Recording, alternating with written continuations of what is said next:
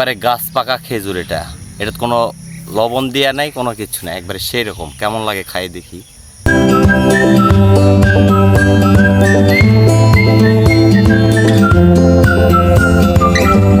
ধরছিস? ও good.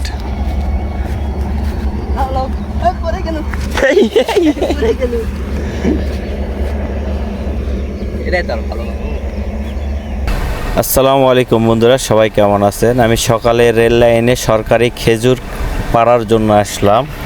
আমি আর সুমন আসলাম খেজুর পাড়ার জন্য। ধরছিস? ও গুড।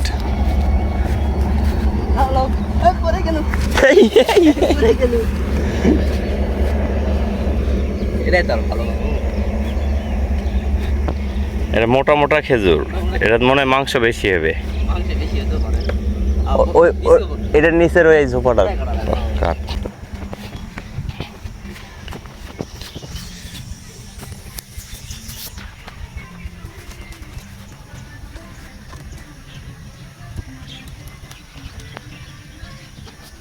হয় না খাতে কষ্ট হয়ে যায়। নিচে দাবা আছে, এখন উপরেটা কাটছিস না আগে?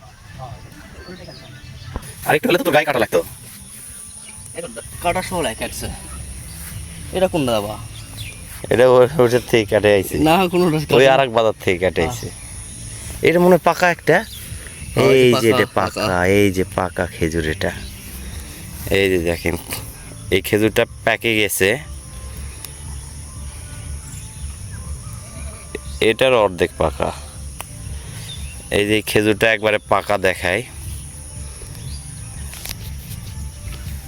খেজুর। এটা দেখেন, একবারে গাছ পাকা খেজুর। এটা কোনো লবণ দেয়া নাই, কোনো কিছু নাই, একবারে সেই রকম। কেমন লাগে খাই দেখি। কিন্তু খেজুরের বিচিটা অনেক বড়। এগুলা দেশি খেজুর তো, খেজুরের বিচিটা অনেক বড়,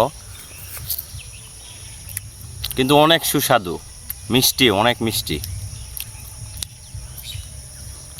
সেই রকম মিষ্টি,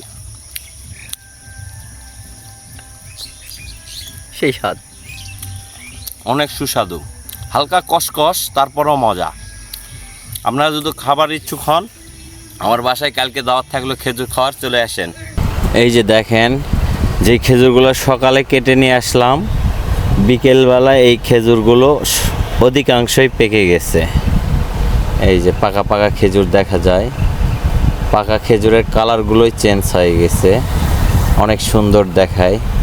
আর খেজুর পাকার পর খেজুরের বোটগুলো নরম হয়ে যায়, এই জন্য একটু লাড়া পাইলেই ওগুলা ওই ঝোপা থেকে আর কি ঝরে যায়। এই যে এখানে অনেকগুলো ঝরে গেছে। আমি হাত দিয়ে একটুতে হাতের মধ্যে চলে আসে। অনেক খেজুর পাকছে। এই যে সকালে কাটছি, বিকালেই পেকে গেছে। আর যেগুলো কাঁচা আছে এগুলো হয়তো রাতের মধ্যে সব পেকে যাবে।